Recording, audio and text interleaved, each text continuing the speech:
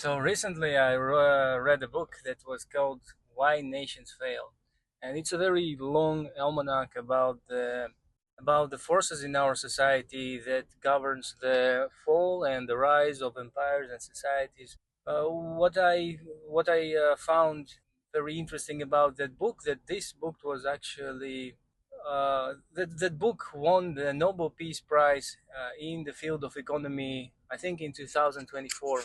And the Nobel Peace Prize Committee and the institute itself, I think, would already uh, faulted their reputation by awarding the Nobel Peace Prize to the Karina Machado woman, the Venezuelan opposition leader who presented that Nobel Peace Prize to Donald Trump. The people who knows about the interpolitics in the Venezuela, they say that this particular woman is very power driven, and she can do, and she's willing to do anything and everything to get to the power. And she was very supportive of bombing her own people in Venezuela in order to dethrone Maduro and to get the throne for herself. And she was very, very much expecting to be the new leader of the Venezuela. But Trump snapped her. He said, "No, I don't think you have any support in the country, and I don't think you are having anything to do with the power. So we're going to kidnap Maduro and try to build the relationship with his vice president." So in a way, the Nobel Peace Prize gave that prize to the person who didn't deserve it. There were a lot of conflicts, and there were a lot of things going on at that time, and there were way more deserving people all over the world than her. And it means that their peace prize, the Nobel Peace Prize, is always a political institution. It always has a political agenda, but it wasn't that apparent as in the later years. Now, for the Peace Prize in Economy, for that book, I did read it and I have some thoughts about it. And my thoughts about it is that I did have some economical education, and I do. I am interested in economy. I'm not that of a scholar, but I can see that this is a book that is one of those several books that try to explain all the crises, the wars, and the ongoing conflicts that we are living in. It's because there was an article from Francis Fukuyama that was called "The End of History," which actually was describing the end of political turmoil, and because there was no other ideology left, there is no competitive ideology such as socialism or communism because of the fall of the Soviet Union, and now the liberal capitalistic democracy is the way to go, and eventually all the countries in the world will march to that place, and everybody will be living in prosperity, and there will be no wars, and everything will be good. So, and that is not happening in the contemporary political situation, as you can see. There are more wars, there are more instability, there is a lot of poverty, there are a lot of genocides going on, and the and also, if you will look at the mainstream economy, and if you will have some understanding of it, you will see that economy is actually not a very precise science. It's not like math or not like physics, where you can have a very predictable outcome, and you can empirically test uh, the things that you are trying to calculate. And in economy, it's always the prediction, and it's always the view or the school. There are several schools, and everything when anything happens in the economy, the schools are trying to explain what has happened through the lens of their own ideology. There are like monetarists, there are neoclassicals, there are like Keynesian economy, and all of them, they have their own opinion about the processes that are going on in the society.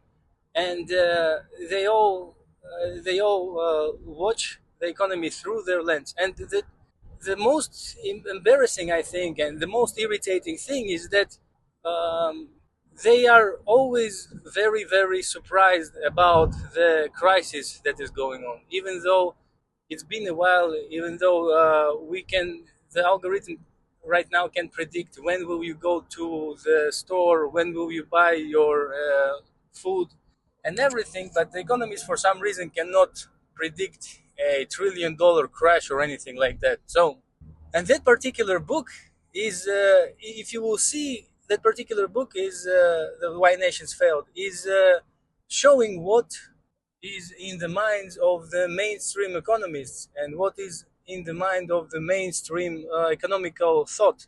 And if you will read it, you will understand that there is nothing there, because the book itself, it describes several forces in our society, and one of the forces, the it's called extraction force, and the other force is inclusion force, the force of inclusivity. Now, I read this book in Russian, so I might be off on some terminology, but the main presence of the book is that they look at each and every society or empire in the history of the world. They look at the Egypt of the ancient Egypt. They look at the ancient Chinese empire. They look at Roman Empire, the British Empire, and everywhere they try to see and try to extract that this pattern where there is where on the stage of the rise of the empire, they say that the inclusivity force is taking place, and what it means is that the government or the people who are in the ruling position, they try to involve as many people as they can in the ruling process. So in the decision making of the economy, of the politics, of the even municipal politics, as many people as you can. So if there is a lot of people that are involved in this process, in the process of decision making, then there is progress and technical progress, and then there is a prosperity. But then at some point, if the institutions become not inclusive but extractive, uh, that society starts to collapse. And what is meant by extractive institution is that there are some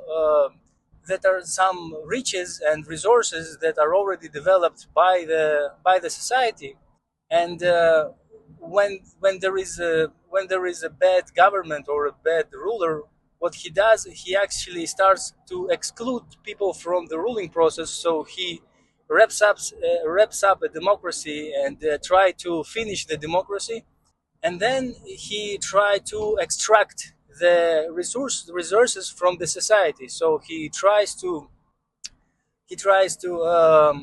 gain as much money, wealth, and resources from the existing people, and try to take it to himself. And by doing that, he is actually ruining the society, and entails the fall of the prosperity and of the empire. And so they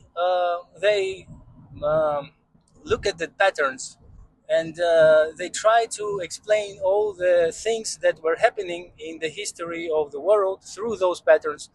There's also one more thing that is called, I guess, constructive destruction, or like beneficial destruction, something like that.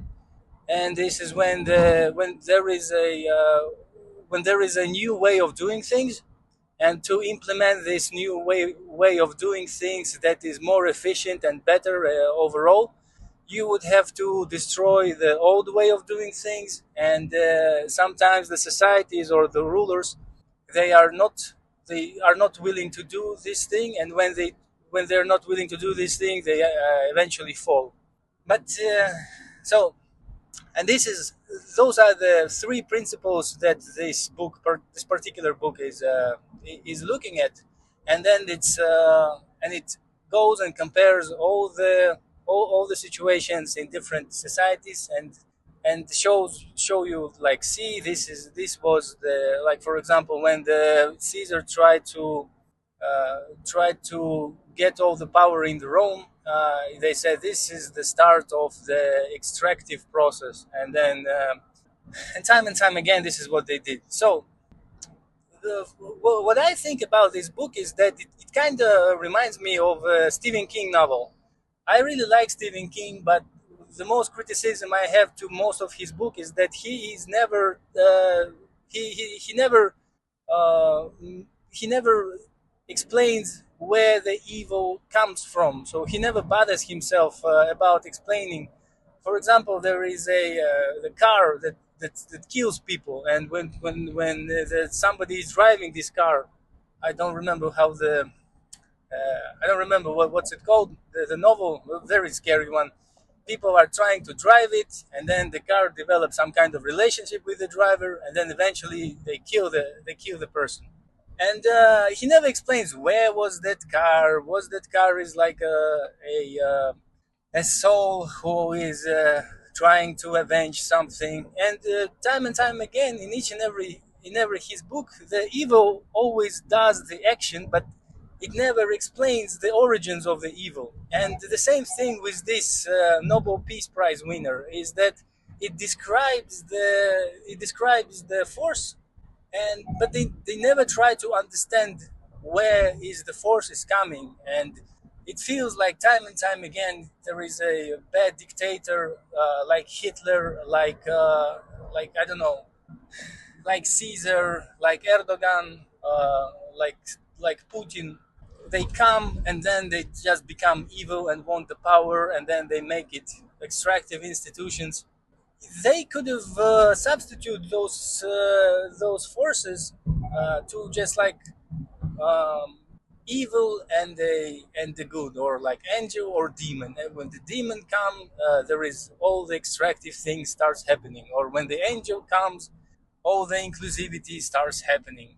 And if you read this, it's a very easy to read, very interesting to read. This book is, and you but apart from historical facts and apart from the history of the things that are happening, you never gain any other understanding. You don't understand why are those things happening. And I think this is the most important thing. It doesn't have this eye-opening effect as, for example, the other book, which does explain what is happening in this world. And if you compare those two books, the other book I'm talking about is Imperialism as a Final Stage of Capitalism. And if you read this book, you will see what is happening and why it's happening, precisely how it's happening, and why there are wars, why the wars are increasing, why there are already still they are making all this money, but there are crises for some reason, because those money are went somewhere. The market collapses and then all the money gone. Where are they? Did it just stop existing altogether?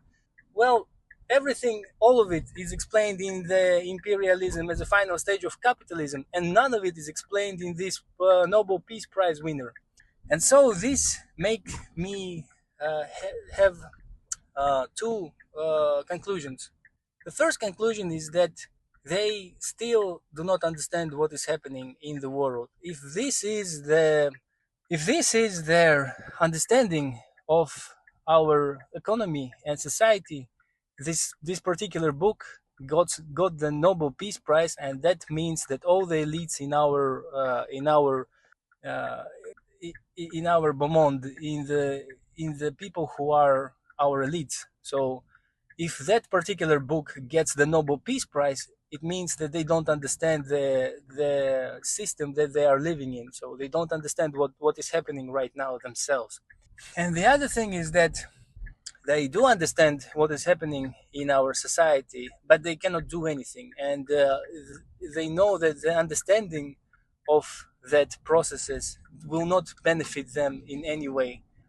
They know that if the masses, if most of the people will actually understand what is happening in the economy and why it is happening, they will turn on elites and they will make those elites very uncomfortable, and they will try and change the very actually oppressive and very unbeneficial system, a system that is very unbeneficial to a regular person. And that's why they have to give this Nobel Peace Prize, because it's not the first acclaimed book that have a very small amount of actual knowledge or or actual benefit, but got very much prominence for some reason in those places. Like, for example, the Steven Pinker's book, the other I don't remember. Um, it's called Naked Economy, but the thing is that there is no one answer to the question. However, this particular book shows that people who rule the elites, they first either don't understand what is happening, or second of all, they do understand what is happening, and they are trying not to show the regular people and the large masses of people of what actually is happening. And so I will conclude that if you want to understand uh, what is happening in this world, read Imperialism as a Final Stage of Capitalism, because that one is that book will explain to you what is happening from the economic standpoint. So, all right, bye bye.